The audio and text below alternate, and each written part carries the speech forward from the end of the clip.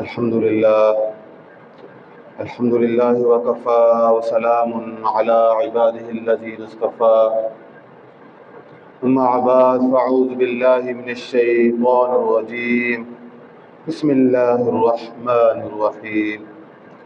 وإذا فعلوا فاحشة قالوا وجدنا عليها آباءنا والله أمرنا بها قل إن الله لا يأمر بالفحشاء أتقولون على الله ما لا تعلمون.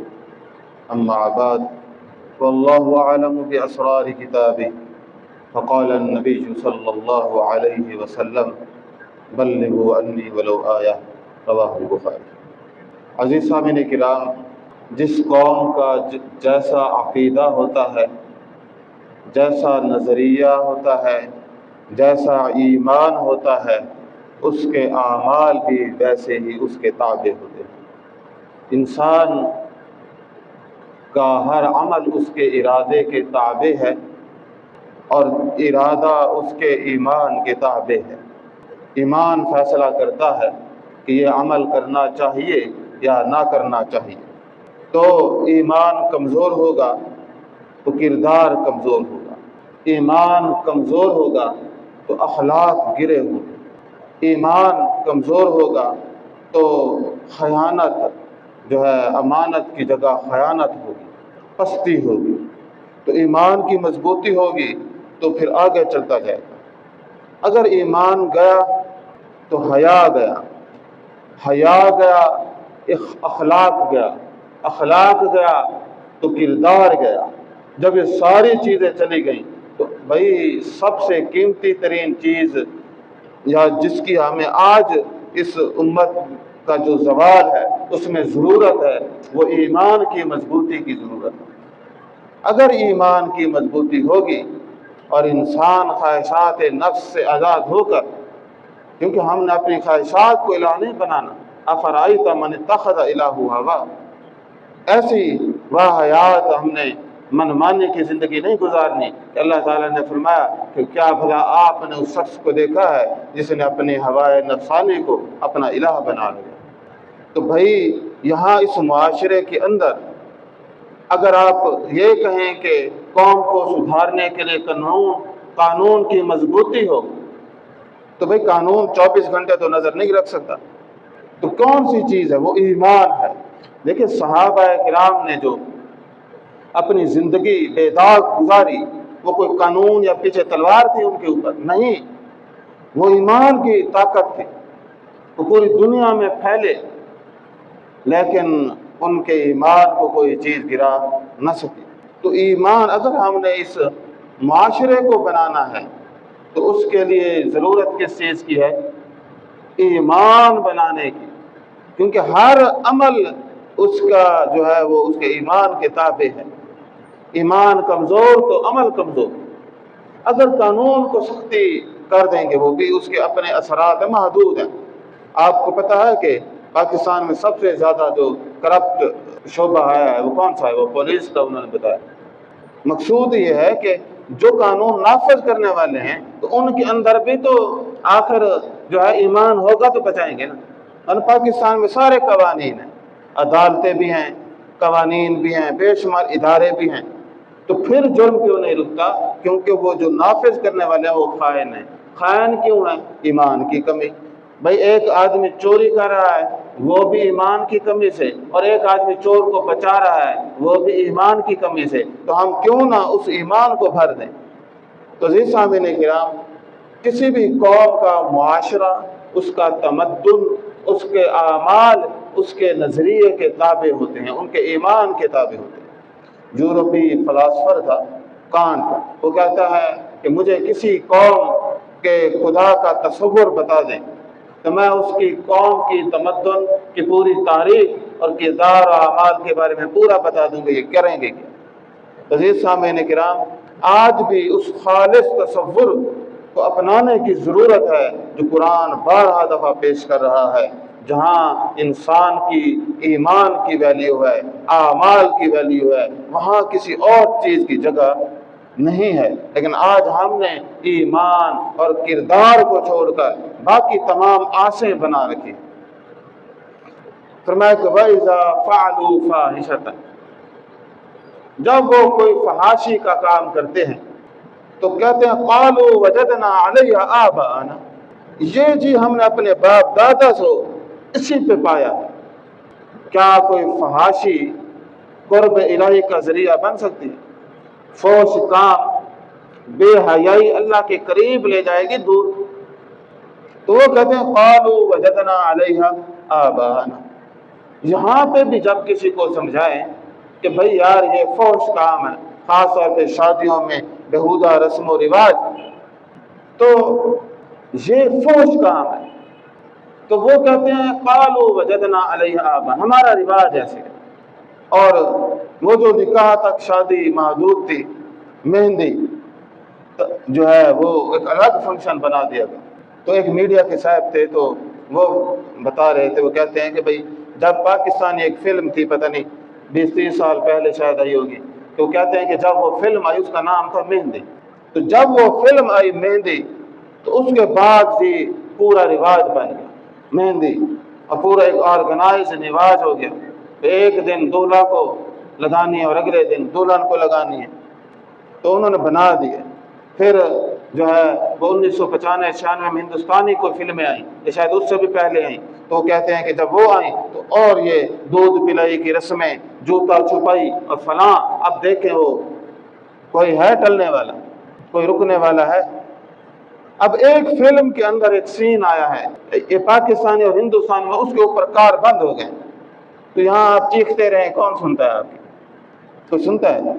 تو کہتے ہیں نہیں آپ ذرا ہٹ جائیں سائڈ پہ، اب ہم ذرا اپنی رسمیں کریں گے، وہ آپ کی اپنی نہیں ہے معذرت سے۔ ہاں جہاں سے آپ پتہ نہیں ہندوؤں سے مسلمان ہوئے تو وہ آپ کے آباؤ کی تو ہو سکتی ہیں۔ قَالُوا وَجَدْنَا عَلَيْهَا آبَاءَنَا، فحاشی کی اب فعل کو کس سے وہ کرتے ہیں؟ وَجَدْنَا عَلَيْهَا آبَاءَنَا۔ اب الحمدللہ اس شہر میں کئی فیملی ایسی ہیں جو اس رسم کو ختم کر رہی ہیں، اور وہ لوگ جن کو اللہ نے دولت سے نوازا ہے، اور وہ اگر اس کو ختم کریں گے تو پھر بہت جلد ختم ہو جائے گا۔ مجھے 2-4 دن پہلے بھی کسی صاحب نے بتایا، تو انہوں نے بھی اب شادی اگلے مہینے کرنی ہے، تو وہ بھی کھاتے پیتے لوگ ہیں، تو انہوں نے بھی کہا ہے کہ ہم مہندی کا فنکشن نہیں کریں گے۔ تو یہ بھی ایک اچھی بات ہے، اگر اس کو کر دیا جائے۔ پھر دیکھیں 100-50 عورتیں تو ہوتی ہیں نا، ہمارے ہاں تو زیادہ ہوتی ہیں، ہماری فیملی اتنی بڑی ہے، 200-300 عورتیں تو آ ہی جاتی ہیں۔ اب وہ ایک ایک عورت کا مریل جوڑا بھی ہو 3000 سے تو کم نہیں ہوگا نا، 3000 5000، پھر میک اپ کا خرچہ، پھر سارا سسٹم، تو آپ ایک فنکشن کی قیمت لگائیں، اور یہاں پہ سفید پوش لوگ رہتے ہیں، تو آپ دیکھیں ایک فنکشن پہ لاکھوں روپے لگ جاتے ہیں۔ پھر وہ گھر والے بھی پکا رہے ہیں، انتظام، کھانا دے کے، فائدہ کیا ہے؟ کچھ بھی نہیں۔ ایک سرور ہے، وہ گانوں کے جو ہے وہ جو آوازوں میں جھنکار جو ہے وہ کانوں میں پڑیں گے، اور بس ایک روحانی جو ہے وہ فائدہ ہوگا۔ تو کہتے ہیں کہ جب وہ فَإِذَا فَعَلُوا فَاحِشَةً وَإِذَا فَعَلُوا فَاحِشَةً قَالُوا وَجَدْنَا عَلَيْهَا آبَاءَنَا۔ تو آپ بھی میں بیٹھے ہیں صاحبین، تو آپ بھی کوشش کریں جہاں تک ممکن ہو۔ تو ہم نے اس لیے یہ خواتین کے درس کا سسٹم بنایا ہے، بھئی اگر سمجھانے کے بغیر روکیں گے تو وہ شاید وہ اتنی بات سمجھ نہ آئے، تو اگر سمجھا دیں تو وہ زیادہ بات سمجھ آئے گی۔ ہم نے یہ اس لیے ان کا پورا ایک مرکز بنایا ہے تاکہ خواتین کو بھی دین کی بھرپور تعلیم جو ہے نا ملے، اور وہ بھی اپنے جو ہے فکر کریں، جس طرح اللہ تعالیٰ نے فرمایا یا ایھا الذین آمنوا قوا انفسکم واہلکم، خود بھی بچیں اور اپنے اہل و عیال کو بھی بچائیں۔ تو کہتے ہیں اب فحاشی کر رہے ہیں، تو فحاشی مومن کو زیب دیتی ہے، بدماش کو کس کو زیب دیتی ہے؟ تو فرمایا کہ وہ کہتے ہیں کہ یہ اب جتنی بھی آپ ان کو سمجھائیں بھئی یار یہ اسلام، وہ کہتے ہیں نہیں، قالوا وجدنا علیہا آباء، یہ جی ہم نے اپنے آباء و اجداد سے کیا، وہ پاگل تھے۔ اس کے بعد وہ کہتے ہیں واللہ امرنا بہا، واللہ امرنا بہا، اس کا حکم کس نے دیا ہے؟ اللہ تعالیٰ نے۔ یہ کتنی بڑی تہمت ہے کہ فعل ہو فحاشی کا، اور نسبت ہو اللہ کی طرف۔ یہ ایسا ہو سکتا ہے بے حیائی کا فعل ہو، اور حیا تو ایمان کا شعبہ ہے، ایمان کے حصے میں سے ہے، بے حیائی ایمان کا شعبہ کیسے ہوگی؟ واللہ امرنا بہا، بھئی کس نے حکم دیا؟ امرنا بہا، ہمیں اللہ نے حکم دیا، نعوذ باللہ۔ اور اللہ تبارک و تعالیٰ فرماتے ہیں وَلَا تَتَّبِعُوا خُطُوَاتِ الشَّيْطَانِ، آپ نے شیطان کی پیروی نہیں کرنی، إِنَّهُ لَكُمْ عَدُوٌّ مُبِينٌ، وہ عدو دشمن ہے، کھلا دشمن ہے۔ وہ کیا کرتا ہے؟ انما یامرکم بالسوء والفحشاء، شیطان تم کو حکم دے گا ہر دور میں، کس کا؟ بالسوء، برائی کا، والفحشاء، کس چیز کا؟ فحاشی کا۔ اب وہ شیطان، اللہ تعالیٰ فرماتے ہیں یہ حکم کون دیتا ہے؟ شیطان۔ اور یہ کیا کہہ رہے ہیں؟ واللہ امرنا بہا، یہ ہمیں کس نے حکم دیا ہے؟ اللہ نے۔ تو عزیز سامعین کرام، تو جب تصور خدا بدل گیا تو اعمال بدلے ہیں یا نہیں بدلے؟ بدل گئے۔ تو اس کی ایک مثال سنیں، آپ نے ہندو خدا دیکھے ہوں گے، دیوتا، ان کو آپ جتنی تصاویر دیکھیں گے وہ سارے آدھ ننگے ہوں گے، یعنی اگر پہلے تو سارے بے لباس ہیں، تو جب وہ بے لباس لنگوٹ سنگوٹ کوئی ہوگا، اکثر ان کے جتنے بھی بت ہیں وہ سارے کیا ہیں؟ بے لباس۔ تو جب وہ بے لباس ہیں، خدا جب بے لباس ہوئے، ان کا ننگ ہے، تو پھر ان کے مندروں میں ناچ گا نہیں ہوگا نا، بھجن گائے جائیں گے، میوزک اور ساری چیزیں۔ تو یہ اچھی بات ہے بری بات ہے؟ جب عورت ناچ رہی ہے، بھجن گا رہی ہے، اور جو ہے وہ الفاظ نہیں آواز پہ مرتے ہیں، جو بعض آوازیں ہوتی ہیں نا وہ اتنی ساز اور سوز اور سر والی ہوتی ہیں، وہ آواز پہ بندہ مٹ جاتا ہے۔ جتنے گانے ہیں ان کے بول کتنے بےہودہ ہوتے ہیں، لیکن وہ ان کے جو ہے ان کی موسیقی پہ اور ان کے ترنم پہ بندے قربان ہو جاتے ہیں۔ حالانکہ وہ آواز الفاظ ایسے ہوتے ہیں کہ وہ عملی زندگی میں بندہ ایسے کسی کو کہہ نہیں سکتا۔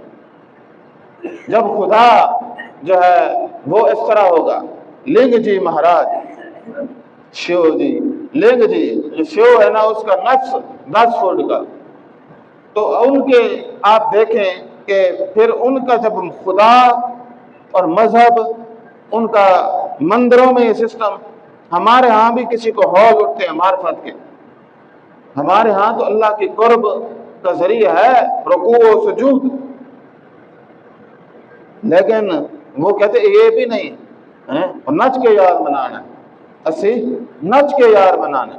تو وہ جو ناچ کے جس خدا کو منایا جائے گا وہ یہ خدا ہے جو قرآن کا تصور ہے، جس کو آپ ناچ کے منا رہے ہیں وہ یہ خدا ہے جس کا تعارف خود قرآن نے کیا۔ تو بھائی اللہ تعالیٰ جو ہے وہ تو ایسی ہستی ہے جو سجدے، رکوع، نماز ان سے راضی ہوتی ہے، یا ناچنے سے یہ راضی ہوتی ہے؟ کوئی ایسا بدبخت ہے جو کہے کہ پیغمبر صلی اللہ علیہ وسلم نعوذ باللہ اس طرح کرتے تھے؟ ہاں، یہ صوفیہ کا گندا مذہب ہے، یہ جو کرتے ان کی کوئی شریعت سے کوئی تعلق نہیں، ان کی اپنی دین ہے، اپنا نظام ہے۔ تو اب وہ عورت مندر میں کھڑی ہے اور وہ جو ہے مندر میں ناچ رہی ہے، اور جنسی اعضاء کی پوجا، مرد کے جنسی اعضاء کی پوجا، لنگ جی مہاراج، اور اسی طرح جو ہے یہ جو عورت ہے اس کے جنسی اعضاء کی پوجا۔ تو کئی ہم نے یہ مثال اس کے اوپر دیکھا ہے، 5-7 بڑے تاریخی مندر ہیں ہندوستان کے اندر، جو ہے ادھم پور میں، مدھیہ پردیش میں، کرناٹک میں، راجستھان میں، اڈیشہ میں، بے شمار 5 تو یہ بڑے مندر ہیں جن کے میں یہ بتا رہا ہوں، جن کے ہاں ان کی جو در و دیوار ہیں، ان کے جو کشیدہ کاری ہے اور تصویر یا بت جو ہے تراشے ہوئے ہیں، وہ جنسی فعل کر رہے ہیں، بےہودہ جنسی افعال کرتے ہوئے۔ تو جب یہ جنسی افعال ان کے ہاں مندر ایک مقدس ہے، بھئی یہ مسجد ہے نا، نعوذ باللہ یہاں عورت اور مرد کی ننگی تصویریں لگا دیں، یہ ہمیں زیب دیتی ہیں۔ تو یہ مسجد کے تقدس کے خلاف ہے، ہمارے دین کے خلاف ہے، اور ایک مومن کے فکر حیا کے خلاف ہے۔ تو وہاں وہ لگے ہوئے ہیں اور وہ فائدہ اٹھا رہے ہیں، بھائی وہ جاتے ہیں دیکھتے ہیں، کوئی سنسر نہیں ہے۔ اسی طرح یہ نیپال کے اندر جو کمبھ کا میلہ ہے، اور یہ بھی اسی طرح وہاں پہ جنسی اعضاء کی پوجا ہوتی ہے۔ تو جب وہ جنسی اعضاء کی پوجا ہو، اور ان کے جو ہے بنارس کے اندر اس کے کئی نام ہے، کاشی ہے، وارانسی ہے، اور آج کل انہوں نے نام بدل دیا بنارس کا۔ تو وارانسی کے اندر یا کاشی کے اندر وہ جو ان کا میلہ لگتا ہے، اس میں آدھے ساتھ ننگے ہوتے ہیں اور کوئی سنسر بھی نہیں ہوتا۔ تو خدا بھی ننگے، آگے سے ان کے جو پنڈت ہیں وہ بھی ننگے، مندروں میں اندر بھی ننگی تصویریں یا ننگے بت، اور جنسی افعال کرتے ہوئے اصنام۔ تو یہ ہے ان کا۔ تو کہتے ہیں کہ قالوا وجدنا علیہا آباءنا واللہ امرنا بہا۔ تو یہاں ایک تاریخ کی کتاب میں پڑھا کہ جو سورج کنڈ کا مندر تھا، تو وہ بہت بڑا ملتان کے اندر مندر تھا، سونا ہی سونا تھا۔ وہاں جو ہے مرلیاں تھیں، مرلیاں داسیاں جو خدمتگار تھیں، عورتیں۔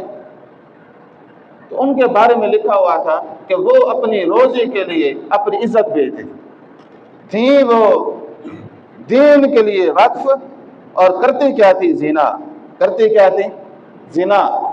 جب یہ خدا ایسے ہوں، اور ان کے جو بڑے بزرگ ہیں، ظاہر پنڈت کا رتبہ ایک عالم اور پیر جیسا ہے نا، تو جب وہ پنڈت صاحب بھی ننگے ہوں، اور جو مرلی ہے یا داسی ہے وہ اپنی عزت بیچ کر کیا ہے خرچہ کرتی ہو، تو یہ کون سی عفت ہے، کون سا دین ہے؟ وہاں آپ حیا کی تعلیم دے سکتے ہیں؟ آپ ہندوستانیوں کو سمجھا سکتے ہیں کہ بھئی یہ ننگے ڈانس والے افلام نہ ہوں، یا کم کپڑوں والے لباس نہ پہنے؟ تو ان کا مذہب بھی ایسا ہے۔ آپ کیا کہیں گے؟ زنا سے روکیں گے؟ وہ رام کی 16,000 بیویاں تھیں، تو آپ ان کا کیا کر لیں گے؟ اور جو ہے یہ وام مرگی ایک فرقہ ہے، اور اس کے پھر نیچے سے اس کے حصے ہیں، تو وہ کہ ان کے ہاں روحانیت جو ہے اور یہ اس طرح کے درجے پانے کا جنسی افعال بھی ذریعہ، یعنی وہ جنسی فعل کرتے ہیں، اور اس سے کیا ہے وہ کہتے ہیں کہ ہمیں تقرب حاصل ہوگا۔ تو کتنی بے حیائی ہے۔ تو فرمایا کہ یہ اب جس طرح کا خدا کا تصور ہوگا، اور اسی طرح کا کیا ہوگا، عوام بھی ایسی ہوگی۔ جب علماء ننگے ہوں گے، خدا بھی ننگا ہوگا، تو حیا پھیلے گا، بے حیائی ہو جائے گی۔ تو بے حیائی وہاں عام ہے۔ عزیز سامعین کرام، تو معلوم ہوا، اور اللہ تعالیٰ کو یہ بات اتنی ناگوار گزری، فرمایا کہ کل پیغمبر صلی اللہ علیہ وسلم کو حکم دیا کہ آپ فرما دیجئے، اعلان کر دیجئے، ان اللہ لا یامر بالفحشاء، اللہ تعالیٰ کسی کو بھی فحاشی کا حکم، اللہ تعالیٰ نے کب حکم دیا فحاشی کا؟ دیا ہے کبھی؟ ان اللہ لا یامر بالفحشاء۔ وہ جو مکہ کے اندر ننگے طواف کرتے تھے تو مشرک کرتے تھے نا، کوئی مومن تو نہ کرتے تھے۔ مکہ جیسی مقدس ترین جگہ کو وہ ننگے ہو کر تقرب چاہتے تھے، اور تقرب ملا، شرک کی وادیوں میں گرفتار ہو گئے۔ وہاں بڑے بڑے بت تھے، وہ ایک نائلہ کا بت تھا، روزانیہ تھے، تاریخ کی کتابوں میں آتا ہے، وہ مکہ کے باہر لگا ہوا تھا، لوگ اس کو پوجا کرتے تھے۔ تو اس طرح کئی آپ دیکھیں گے۔ تو مقصود کیا ہے؟ مراد یہ ہے عزیز سامعین کرام، جس طرح کا تصور دین کے اندر داخل ہو جائے گا، ایمان کا جز بنے گا، تو پھر ایمان ہوتا ہے اصل، اور عمل ہوتا ہے اس کا ذل۔ تو جیسا ایمان ہوگا ویسا عمل ہوگا۔ یہ نہیں ہے کہ آپ کا ایمان صحابہ جیسا اور اتنی بلندی اور کردار کافروں جیسا، یہ کیسے ہو سکتا؟ تو ایمان جو ہے ہیرا ہوگا، وہ چمکے گا۔ ہیرا کیا ہے؟ چمکے گا۔ کہتے ہیں جو حسن ہوتا ہے نا، وہ بتانے کی ضرورت نہیں ہوتی، حسن خود فیصلہ کر دیتا ہے کہ میں حسین ہوں۔ جیسے نظر پڑتی ہے تو مومن کو بتانے کی ضرورت نہیں ہوتی میں کیسا ہوں، وہ خود اس کا کردار ظاہر ہو کے جو ہے آشکار ہو جاتا ہے کہ وہ کیسا ہے۔ عزیز سامعین کرام، اب اور دیکھیں شرک کیوں لوگ کرتے ہیں؟ تو آج جو ہم بد عملی کا شکار ہیں اس کی ایک بہت بڑی وجہ شرک ہے۔ کیوں؟ دیکھیں شرک کے اندر جو پیکج ہوتا ہے وہ بڑا زبردست ہے۔ سب سے پہلے تو آپ کوئی دنیاوی کام آپ کو رکنے والا نہیں ہے۔ آپ فلاں جگہ چلے جائیں، کوئی ہے مسجد جہاں جس کے بارے میں یہ علماء بتاتے ہوں کہ ہر دعا قبول ہوگی، سب کو پتا ہے کہ خانہ کعبہ بھی کرے گا پھر بھی اللہ کی مرضی اور منشا پہ ہے، وہ قبول کرے یا نہ کرے۔ لیکن انہوں نے کہا کہ یہ اللہ کا در ہے، لیکن فلاں در پہ جاؤ گے خالی نہیں بھیجے گا۔ کتنے مشہور واقعات ہیں، کتنے جملے ہیں اردو ادب کے اندر جو ضرب المثل بن گئے ہیں کہ فلاں در جائیں وہ خالی نہیں بھیجتا۔ تو جب شرک کا پہلا ہے کہ وہ دنیا میں فائدہ، دوسرا فائدہ آخرت میں نجات فریقات، نسبتیں یہ کام آئیں گے۔ جہاں اللہ تعالیٰ نے فرمایا تھا ایمان کام آئے گا، اعمال صالح کام آئیں گے، تو وہاں انہوں نے کہا یہ ایمان تو بھائی ہمیں پتہ ہی نہیں ہے کیا چیز ہے، عمل کی ہمارے پاس وقت نہیں ہے، البتہ نسب ہے اور نسبت ہے۔ نسب ایسی طاقتور چیز ہے کہ بس بشکوانا ہی ہم نے ہے، بھائی سارے ہمارے خاندان میں سارا مشہور نہیں ہے، تو پیر صاحب کیا کرتے ہیں، میں ٹھیکہ ہے نا بخشوانے کا، اس لیے تو ساری زندگی وہ ان کو جو ہے نا دیتے رہتے ہیں کہ بھئی آخرت میں کام آئیں گے یا نہیں ہے۔ تو جو لوگ جو ہے ہمارے تو وزیر اعظم صاحب کا وزیر اعظم سید یوسف رضا گیلانی صاحب کو جب عدالت نے مدعو کیا تو ان کے اپنی منسٹری کے دور میں تو وہ عدالت نہ گئے، تو انہوں نے ایک سٹیٹمنٹ دیا، ہم تو وہ لوگ ہیں جن کا آخرت میں بھی احتساب نہیں ہوگا اور یہ عدالت ہمارا یہاں احتساب کرنا چاہتی ہے۔ تو جب آپ کا احتساب آخرت کی عدالت میں نہیں ہوتا تو دنیا میں کسی نے اتھارٹی دی ہے کہ آپ کا احتساب کریں؟ تو بھائی یہ نسب اور پھر نسبت کیا ہے؟ ہم فلاں کے مرید ہیں، فلاں کے ماننے والے ہیں، فلاں کے ساتھ نسبت ہے، بس یہ نسبت ہی ہمیں لے جائے گی۔ تو شرک یہ کرتا ہے کہ جہاں انسان نے ایمان اور عمل سے داخل ہونا تھا وہاں کیا ہو گیا؟ ختم ہو گیا۔ تو بھائی یہ کیوں بدلا؟ مقام رسالت بدلا۔ مقام رسالت کے بارے میں 3 تصورات ہیں۔ ایک وہ تصور ہے جو قرآن نے پیش کیا کہ پیغمبر ہے، وہ اس کے اوپر اللہ کی وحی آتی ہے، وہ اسوہ ہے، وہ قابل اتباع ہے، وہ قابل اطاعت ہے، وہ عملی نمونہ ہے، اس نے جو کیا ہے آپ نے وہ کرنا ہے۔ وہ آپ کے لیے یعنی آپ کی زندگی میں ان کے کردار کی خوشبو ضروری ہے۔ اگر آپ کی زندگی میں ان کے کردار کی جو ہے وہ مماثلت نہیں، خوشبو نہیں، تو آپ بھی ان کے پیروکار نہیں ہیں۔ تو عملی تھا نا، اب عملی تو رہا نہیں۔ دوسرا ہو گیا کہ آدھے وہ تھے کہ جنہوں نے مقام رسالت کو گرایا، اور وہ گرانے والے، اور ایک ہیں جنہوں نے مقام رسالت کو اٹھا کے مقام الوہیت پہ فیض کر دیا۔ اب یہ دونوں خطرناک ہیں۔ ایک وہ ہے کہ جو پیغمبروں کی گستاخیاں کرتے ہیں اور پیغمبروں پہ تہمتیں لگاتے ہیں، اور ایک وہ ہے کہ جنہوں نے پیغمبروں کو مقام عبدیت سے نکال کے مقام الوہیت پہ بٹھا دیا، اور حاجت روی اور مشکل کشائی کے سارے جو ہے نسبتیں ان سے جوڑ لی۔ عزیز سامعین کرام، ہم ان کا ایک اجمالی تجزیہ کرتے ہیں۔ قومیں ہمیشہ ان کا جو تمدن ہوتا ہے وہ ان کے عمل کے ایمان کے تابع ہوتا ہے۔ اس کی ایک میں آپ کو عملی تصویر دکھاتا ہوں۔ تورات کے اندر ایک جھوٹا واقعہ ہے، اور یہ عصمت رسول کے سرے سے خلاف ہے کہ جناب لوط علیہ السلام جو اتنے بڑے پیغمبر ہیں قرآن مجید میں جن کا ذکر ہے، اور ان کا مقام کیا مقام ہوگا، اللہ تعالیٰ کے پسندیدہ اشخاص میں ہیں، ان سے ایک اتنا گھٹیا واقعہ انہوں نے منسوخ کیا، اور پھر اس کا یہ نتیجہ ہوا کہ وہ خود عملی طور پر اسی کے کار بند رہے۔ وہ کیا تھا کہ نعوذ باللہ حضرت لوط نے اپنی 2 بیٹیوں سے جو ہے نا زنا کیا اور شراب کی۔ اب یہ پیغمبر ہیں، اب آپ ذرا اندازہ لگائیں، یہودی جو اپنے آپ کو کہتے ہیں کہ ہم ابراہیمی ہیں، یہ ابراہیم ہی ہے۔ ابراہیم تو حنیف تھے اور ان کی اولاد اس طرح کی قدر کرتی تھی، تو یہ تو شیاطین ہے۔ اچھا، وہ وہاں پہ جب جو ہے ان کی بڑی بیٹی تھی، اس نے کہا کہ ہم جو ہے جب وہ پہاڑ کے اوپر رہے تو یہ باب پیدائش کی 31 ایت سے لے کر 38 تک یہ واقعہ ہے۔ تو وہ بیٹی نے باپ کو شراب پلائی اور اس کے بعد جو ہے نا اس نے رات کو وہ ان سے جو ہے نا وہ خلوت کی، اور اس کے نتیجے میں معاب بیٹا پیدا ہوا۔ چھوٹی نے کی اگے، اور وہ بنی عم، اور انہیں کہتے بنی عمون، یہ ان کے قبیلے موجود ہیں، وہ پیدا ہوا۔ یہ اتنے خناس لوگ ہیں۔ اچھا، یہ بات کیوں پہلے تو ایسی باتیں کرنی بھی نہیں چاہیے۔ تو یہ نا 1-1.5 ماہ پہلے ایک یروشلم پوسٹ اخبار ہے اسرائیل کا، اس کی ایک رپورٹ تھی تو بڑی حیران کن تھی۔ تو چونکہ یہ یہودیوں کا اخبار ہے، اسی لیے وہ ایتھینٹک ہے کہ ان کے اپنے ملک سے نکلتا ہے، رپورٹ بھی ان کی اپنی ہے۔ تو پہلے تو یہ جو یروشلم ہے نا، ہمارے ہاں اکثر یہ مغربی تہذیب یافتہ لوگ ہیں، پڑھے لکھے، یہ ہر کسی جو بولتے ہیں نا یہ ان کی زبان اور ان کی پروننسیشن بولیں گے۔ اردو میں کہتے ہیں ترکی لفظ، اب کہیں گے ترکیہ، یہ ان کی غلامی، ان کی اشکار ہوتی ہے۔ یہ جو یروشلم لفظ ہے نا، یہ یہودیوں کا وضع شدہ ہے۔ مسلمان یہ ایک شہر کا نام ہے اور اس کا نام ہے القدس۔ القدس تو اس کو کیا کہنا چاہیے؟ قدس کہنا چاہیے۔ یہاں پہ کھڑے ہو کے یروشلم، یروشلم جب ہم ان کی اسٹیٹ بھی نہیں مانتے تو ان کے رکھے ہوئے نام کیوں مانیں گے؟ اس کا نام ہے القدس۔ تو وہ جو یروشلم رپورٹ ہے وہ اتنی خطرناک ہے۔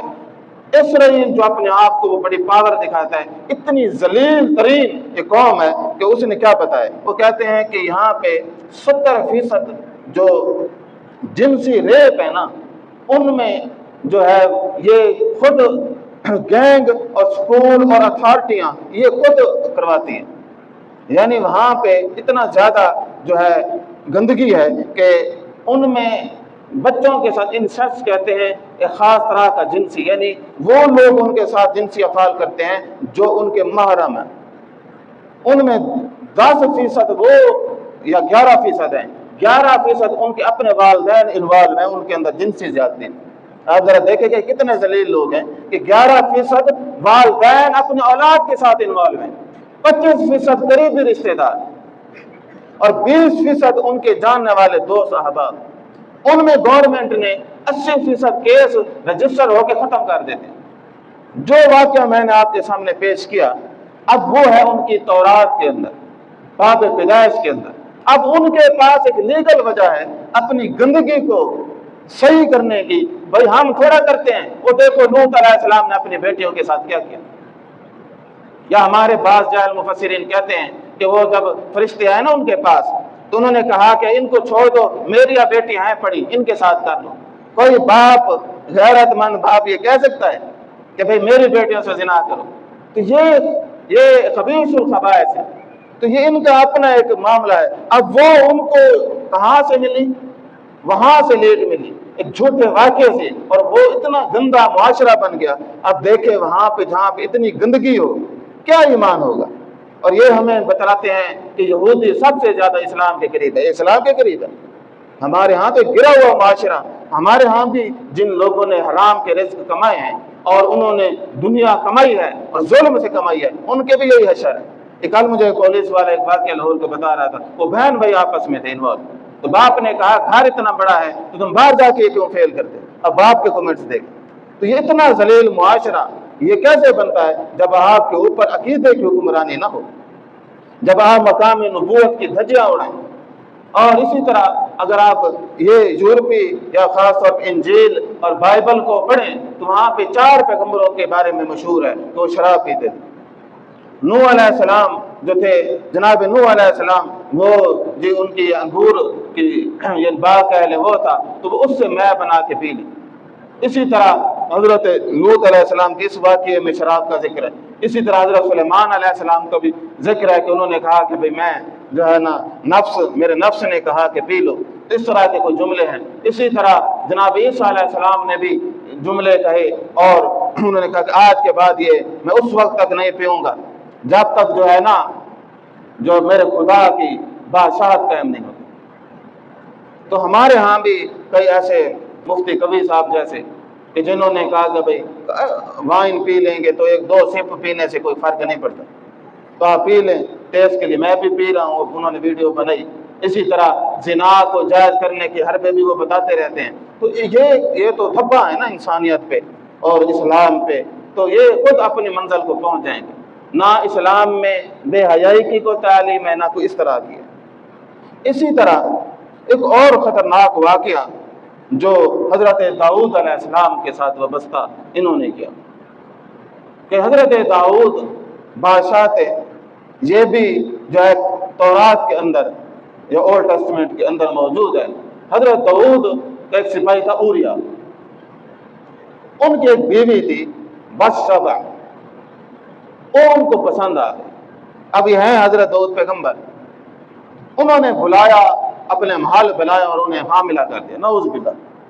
اب آپ دیکھیں کہ جب انہوں نے پیغمبروں کے ساتھ یہ طریقہ اپنایا اور اس طرح کے واقعات بنے، پھر انہیں تھا کہ بھئی اب کیا کروں۔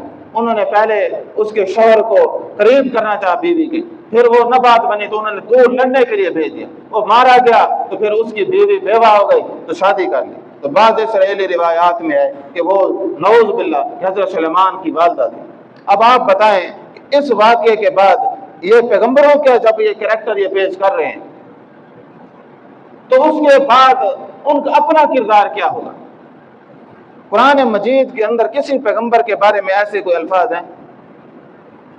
کوئی ایسے نہیں۔ اللہ تعالیٰ نے ہر پیغمبر کی شان کو اتنا بلند کیا، اور ہم تو مسلمان ہیں، ہم جو ہے اللہ تعالیٰ نے فرمایا نا لا نفرق بین احد من رسل، مقام نبوت کے اندر تو کوئی فرق نہیں ہے، سب رسول کو رسالت اللہ تعالیٰ نبوت سے سرفراز فرمائے۔ ہاں اللہ تعالیٰ کے ہاں تلک الرسل فضلنا بعضهم علی بعض۔ تو عزیز سامعین کرام، اب کسر ہم نے بھی نہیں چھوڑی، یعنی یہ تو وہ تھے نا جنہوں نے مقام نبوت کا پچھلے لوگوں نے کی اور اس کا انہوں نے خمیازہ بھگتا کہ آج پوری ان کی قوم شرابی ہے، زانی ہے، کردار کریکٹر لیس ہیں۔ کیوں کہ جب انہوں نے اپنے پیغمبروں پہ اتنی تہمتیں گھڑ گھڑ کے لگائی تو پھر باقی بھی ویسے بننے تھے نا۔ جس نے تورات یا انجیل پڑھے گا تو وہ تو یہی کرے گا نا بھئی یہی وہ بھی ایسے تھے اور ہم بھی ایسے کریں۔ تو عزیز سامعین کہ ہم نے بھی پھر کہیں نہ کہیں جہاں ہمارے دو پیچ ہوئے تو ایک مولانا صاحب تھے کہ انہوں نے عدالت کے اندر جھوٹی گواہی دی۔ جھوٹی گواہی دی تو کسی نے کہا یار ایسے فضول تو نے جھوٹی گواہی دے دیا، اوپر سے مولوی صاحب آگے سے کہنے لگے کیا ہوا پھر جھوٹ بولنے سے کیا ہوتا ہے؟ جب سیدنا ابراہیم علیہ السلام 3 جھوٹ بول سکتے ہیں تو میں تو حق مار ہے۔ اب دیکھیں نا بھئی وہ پیغمبر جو امام المواحدین ہے اور جس کے بارے میں خود قرآن فرما رہا ہے وَاذْكُرْ فِي الْكِتَابِ إِبْرَاهِيمَ إِنَّهُ كَانَ صِدِّيقًا نَبِيًّا، وہ جو سچے نبی تھے اللہ نے ان کو سرٹیفکیٹ دی کہ انہو کانا صدیقا نبیہ۔ یہ اسرائیلیات سے مرعوب ہو کر روایات کے پیروکار، پہلے اسرائیلیات میں یہ جھوٹے واقعے تھے پھر روایات میں، اور اب وہ قرآن کہہ رہا ہے انہو کانا صدیقا نبیہ۔ اپنے ماں باپ چھوڑے، جائیداد چھوڑی، گھر چھوڑا، علاقہ چھوڑا، اور پھر بیٹا ہوا، بیٹے کی قربانی، بیوی کو چھوڑ کے چلے گئے۔ اللہ نے کہاں نہیں آزمایا، وہ تھے کہ جب ظالم کے سامنے کلمہ حق ادا کیا تو اس نے کہا کہ ان کو کیا ہے اب زندہ جو ہے آگ میں جھونک دو۔ انہوں نے کہا کہ ٹھیک ہے، اور وہ پھر بھی نہیں گھبرائے۔ جو آدمی آگ میں بیٹھ جائے اور گھبرائے نہیں اس کو کون ہرا سکتا ہے؟ کون سی بات اسے جھوٹ پہ مجبور کر سکتی ہے؟ عزیز سامعین کرام، یہ بھی ایک تہمت ہے جو یہاں گھڑی گئی اور بس روایات پرستوں نے اس کے اوپر اپنا ایمان بنا لیا۔ تو میں یہ بات واضح کہنا چاہتا ہوں کہ ایسا کوئی بھی واقعہ جس میں کسی پیغمبر کے تقدس پہ بات آئے، ان کی شان میں کوئی حرف پڑے تو ہم اس کو ہرگز نہ مانیں، یہ ہو نہیں سکتا۔ آپ یہ ان کے جتنے مولوی ہیں نا ان کے بارے میں بتائیں، ذرا بات کر کے دیکھیں کہ آپ کے مولانا نے فلاں جگہ جھوٹ بولا ہے تو وہ آپ کو قتل کر دیں گے۔ حضرت صاحب سے یہ باتیں کرتے ہیں، حضرت صاحب جھوٹ بول سکتے ہیں، حضرت صاحب تو جھوٹ نہیں بول سکتے، تو وقت کا پیغمبر اور وہ پیغمبر جس کو ہمارے پیغمبر کو بھی اللہ نے حکم دیا آپ ان کی اتباع کریں تو وہ کیسے جھوٹ بول سکتے؟ تو یہ سارے گھڑے گئے۔ اور کوئی مثال اگر یہ موضوع ہم الگ کر لیں، کتنے واقعات ہیں۔ ایک واقعہ میں آپ کو سناتا ہوں جو آپ صلی اللہ علیہ وسلم کی شان میں گھڑا گیا، شان میں گستاخانہ گھڑا گیا، اور اتنا بڑا یہ تہمت آپ کے اوپر لگائی گئی۔ اور یہ واقعات میں حضرت داؤد والا واقعہ نا صرف اسرائیلیات میں نہیں ہے۔ انہوں نے کیا کیا، سورہ صاد کی جو واقعہ تھا 21 سے 25 آیت میں، جس میں ایک واقعہ تھا، اس کی تعبیر اسی واقعے سے کر دی۔ آج یہ واقعہ ہماری تفسیروں کے اندر، یعنی آج یہ واقعہ جو حضرت داؤد نے اوریا کی بیوی بتشبہ کو جو حملہ کیا تھا، وہ ہمارے مولوی روایتیں سنا رہے ہیں کہ وہ ان کی 99 بیویاں تھیں، ایک بیوی اور پسند آ گئی، واقعہ پورا۔ اسی طرح کا ایک واقعہ سورۃ احزاب کی روشنی میں کھڑا گیا، اور وہ بھی انتہا کا ظالمانہ اور گستاخانہ واقعہ ہے، جس کے تحفظ کے لیے یہ سارے کھڑے ہیں۔ نبی کریم صلی اللہ علیہ وسلم، آپ کو معلوم ہے کہ آپ کا بیٹا نہ تھا، تو آپ نے حضرت زید کو پالا۔ حضرت زید رضی اللہ تعالیٰ عنہ آپ کے گھر آئے تو انہوں نے بیٹا بنا لیا۔ ان کی شادی ہوئی تھی حضرت زینب رضی اللہ تعالیٰ عنہ سے۔ اب ہماری مستدرک حاکم میں، قرطبی میں، طبری میں، بڑی بڑی کتابوں میں یہ واقعہ ذکر ہے کہ آپ صلی اللہ علیہ وسلم چھت پر کھڑے تھے تو حضرت زید کی بیوی کو انہوں نے نہاتے دیکھ لیا۔ اور یہ کتنی بڑی جو ہے نا پیغمبر پر تہمت ہے کہ وہ جو ہے، کیونکہ جو نبی ہوتا ہے نا وہ امت کا باپ ہوتا ہے، قوم کا باپ ہوتا ہے۔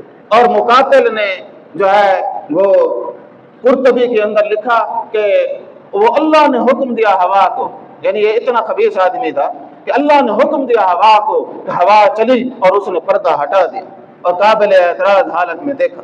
اور وہ جو ہے نا سبحان مقلب القلوب، یہ اس واقعے سے اخذ کیا گیا جملہ ہے۔ تو یہ ایک جاہلانہ اور تہمت ہے۔ اور آپ دیکھ لیں کہ وہ پھر کہتے ہیں کہ آپ کو ان سے عشق ہو گیا۔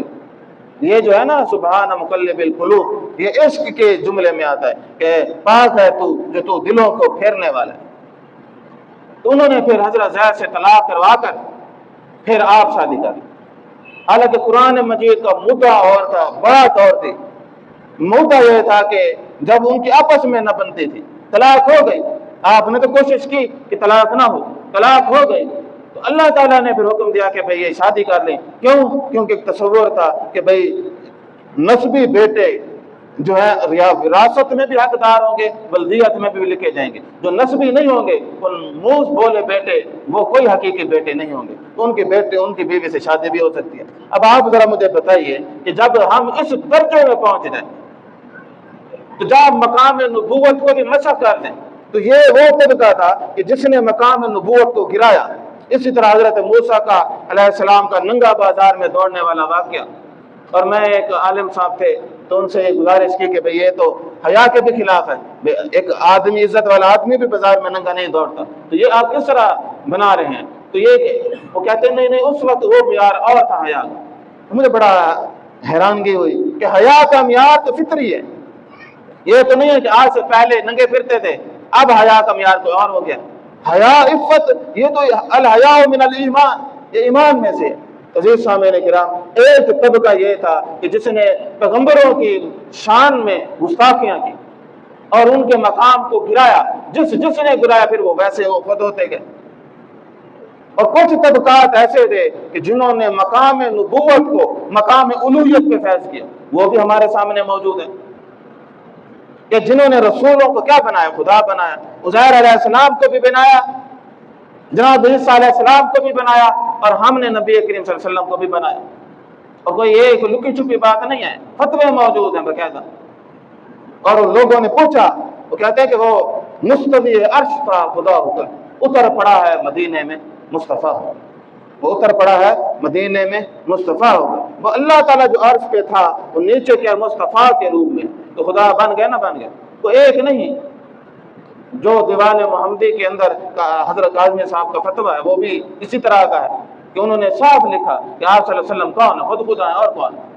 کہنے کا مقصود یہ ہے کہ یہ جو نبوت کو مقام الوہیت پہ پہنچانا ہے، تو پھر فائدہ کیا ہوا؟ پھر وہ انہوں نے نجات کے، جہنم سے بچنے کے ذریعہ بنا لیا۔ عزیز سامعین کرام، ہمارا جو اصولی عقیدہ ہے وہ ہے اللہ تبارک و تعالیٰ پہلے توحید، مقام رسالت اور یہ آخرت کا عقیدہ، یہ بنیادی اسلامی تین بڑے تصورات ہیں۔ پھر ملائکہ اور کتب کا آتا ہے۔ تو عزیز سامعین کرام، اگر یہ گڑبڑ ہوں گے تو ساری نیچے کیا ہو جائے گی؟ گڑبڑ ہوں گی۔ تو آج اس سوئی ہوئی امت میں آپ دیکھیں کسی کو ہے اپنے عمل کی فکر، روز جنازہ بھی پڑھتے ہیں، کوئی انہیں عبرت حاصل نہیں ہوتی، اس لیے کہ ان کے پاس ہے گرین کارڈ جنت جانے کے، ان کے پاس ہے نسب، ان کے پاس ہے نسبتیں، ان کے پاس ہے وعدے وعید اور پتہ نہیں کیا کیا۔ وہ صرف دو چیزیں نہیں ہیں، نہ ایمان ہے نہ عمل ہے، باقی سب کچھ ہے۔ اور اس لیے وہ کہتے ہیں کہ مجھے پورا یقین ہے کہ میں کہاں جاؤں گا۔ بھئی یہ سارے مولویوں کے کھیل آپ دیکھ لیں کہ کوئی بندہ ہے اس پورے ریجن میں جس کے بارے میں وہ فیصلہ کریں، وہ کہیں گے سارے ماشاءاللہ فی الجنہ۔ تو جب آپ قوم اس طرح کی تعمیر کریں گے، عقائد اس طرح کے دیں گے، اور شرک کا سارا گھنونا کھیل اسی لیے ہے کہ جنت آسان ہو جاتی ہے دماغ کے اندر۔ اور حقیقت کے اندر اللہ تعالیٰ نے کیا بتایا؟ فرمایا کہ جن لوگوں کا ایمان ہوگا، اعمال صالح ہوں گے، ان دو کے بغیر کوئی جنت۔ تو ماشاءاللہ نہ ایمان ہے نہ عمل صالح ہیں، ہمارے پاس تو اور ہتھ کنڈے ہیں۔ اس لیے بھائی اب کون ہے پاگل جو ایمان اور اعمال صالح، اور قرآن کہتا ہے وَاعْبُدْ رَبَّكَ حَتَّىٰ يَأْتِيَكَ الْيَقِينُ، کہ تم عبادت کرتے رہو کہاں تک؟ موت کے کنارے تک۔ تو دوسری طرف ہے باب الجنہ، مرو چکر لاؤ تو جان چھوڑو، کہ مرنے تک عبادت کرنا مشکل ہے یا باب الجنہ سے گزرنا؟ تو ہمارے دربار پہ بھی لکھا ہوا ہے ہر کے بنا دروئے پاکا صبح و شام آتش دوزخ بود بروا حرام۔ تو بھئی یہ سارے ہر جگہ یہی کھیل چل رہا ہے کہ جو آدمی کسی وقت بھی بس دربار اقدس کے اندر شامل داخل ہو جائے، اس کے اوپر جہنم کی آگ کیا ہو جاتی ہے؟ حرام ہو جاتی ہے۔ تو کون ہے پھر یہ حتیٰ یاتیک الیقین، موت تک عمل کرے 24 گھنٹے ایمان اور عمل اور ایمان کی حفاظت کرے، وہ کہتے بھاڑ میں جائے۔ تو یہ طریقے ٹھیک۔ اور اس کے بعد ماشاءاللہ 3 صفحے 5 صفحے حافظ صاحب، علامہ صاحب، اور یہ وہ آتے دن نکل آتے ہیں۔ ماشاءاللہ بڑا خوش قسمت تھا کہ رمضان کے مہینے میں فوت ہوا، محرم میں ہوا، ربیع الاول میں ہوا، فلاں مہینے ذی الحج میں ہوا، اور 6 مہینے تو یہ نکل جاتے ہیں، باقی دن بھی آئے پڑے، جمعرات کو فوت ہوئے بڑا دن، جمعہ فوت ہو بڑا دن، پر کتنی دن سوار ماشاءاللہ۔ تو یہ دن باقی اس طرح کھانیاں بنا بنا کے، تو باقی اگر کوئی رہی صحیح کسر ہو تو کل کھانے پہ نکل جاتی ہے، تو بندہ تو فی الجنہ پہنچ گیا۔ تو جب امت کا یہ حال ہو، جس کو کسی کو فکر نہ ہو، جنہوں نے فکر کرانی تھی ان کی ساری نوٹوں پہ ہو بس نظر، ہر فنکشن کھانا، ہر فنکشن پیسے، وہ تو کہتے اور فنکشن، تاکہ یہ ہمیں نوٹ، ہمیں عزت ملتی رہے، پیسے ملتے رہے، کھانے چلتے رہے، اور کیا۔ تو فلاح کا کام وہ کہتے ہیں بھاڑ میں جائے۔ لوگوں کو کون سچ کون کہتا ہے؟ سچ آنکھاں تو مرچا لگ دی ہے۔ اللہ تبارک و تعالیٰ مجھے اور آپ سب عمل کی توفیق عطا فرمائے۔